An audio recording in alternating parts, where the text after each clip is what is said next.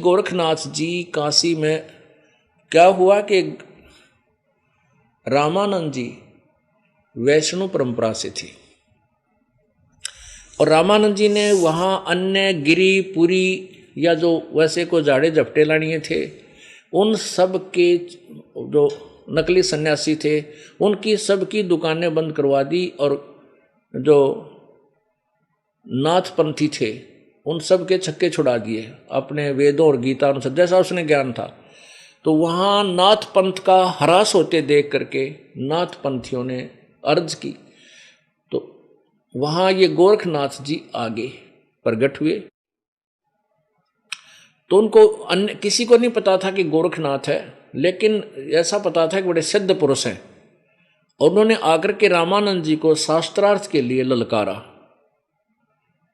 रामानंद जी को पता था कि सिद्ध पुरुष है, सिद्ध पुरुष थोड़ी सिद्धि दिखा देते हैं, जनता उनके पीछे हो लेती है, उनकी विजय हो जाती है और ज्ञान को कोई आधार नहीं मानते क्योंकि ये शिक्षित नहीं है। इसलिए रामानंद जी हिचक गए कि भी बात बिगड़ेगी, ये सिद्ध जीत जाएगा और हमारी परंपरा का ये नष्ट कर जाएगा। क्या शर्त रखी गई थी कि जो भी हारेगा वो जीतने वाले का शिष्य बनेगा, उसके सारे शिष्य भी उसी की परंपरा को अडॉप्ट करेंगे, स्वीकार करेंगे। अब रामानंद जी ने सोचा तो नाश करेगा भाई, चिंतित हो गया। परमात्मा कबीर भगवान पूर्ण परमात्मा उस समय लीला में शरीर में 12-13 वर्ष की आयु के थे। उन्होंने कहा स्वामी जी आज चिंतित कैसे हैं? रामानंद जी ने कहा परमात्मा जो कबीर जी एक लीला कर रहे थे और रामानंद जी को अपना गुरु माने हुए थे, बना रखा था, गुरु धारण किया था इस परंपरा को बनाए रखने के लिए। तो रामानंद जी ने कहा क्या बताऊं परमेश्वर, एक समस्या आ पड़ी है कि एक बहुत बड़ा सिद्ध आया है और सिद्ध पुरुष ने आकर के हमें ललकारा है, हमारे से शास्त्रार्थ करने के लिए कहा है और शर्त रखी है कि जो हारेगा जीतने वाले का वो शिष्य होगा, पूरी अनुयायी भी उसी के शिष्य होंगे।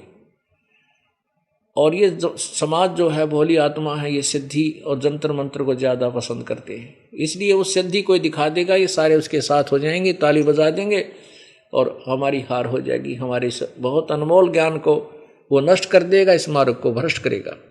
रामानंद जी कह रहे हैं कबीर परमेश्वर से कि ये चिंता मुझे खा रही है। परमात्मा बोले प्रभु, परमात्मा कबीर जी बोले, कहने लगे स्वामी जी दो पहलवान घुड़ेंगे, दो मल कुश्ती करेंगे, तो दो माल कुश्ती करेंगे तो एक जीतेगा एक हारेगा, कोई बात नहीं, चलते हैं सामना करेंगे, कोई बात नहीं, प्रभु रक्षा करेगा। अब रामानंद जी को पता था कि कबीर परमेश्वर के सामने कोई टिकने वाला नहीं है, इसने कह दिया अभी तो बात बिगड़े को नहीं, तो चले गए। क्या हुआ, वो स्वीकार हुआ और उसके लिए अगला दिन जो नेक्स्ट डे शास्त्रार्थ यानी वार्ता का तय हो गया, समय निर्धारित हो गया। एक तरफ तो रामानंद जी का आसन लगा रखा था, एक तरफ नाथ जी का आसन लगा रखा था और नाथ जी ने वहीं पर अपना एक त्रिशूल गाड़ रखा था। अब कबीर परमेश्वर ने बता दिया था रामानंद जी को कि वो गोरखनाथ आया है, वो भेष बदल कर बैठा है, उसको मैं आप सीधा कर दूंगा, आप चलो। अब रामानंद जी का हौसला बढ़ गया। अब परमात्मा अब एक गुरु मर्यादा बनाते हुए रामानंद जी तो ऊपर आसन पर बैठे हैं तख्त पर और परमात्मा नीचे बैठे हैं जमीन पर उनके चरणों में, जो गुरु और शिष्य की मर्यादा बनाए रखने के लिए, ताकि वो हमें उदाहरण दे रहे थे कि हमारे अंदर कैसी भावना, एक अच्छे शिष्य में कैसी श्रद्धा होनी चाहिए अपने गुरुदेव के प्रति, ताकि वो सफल हो।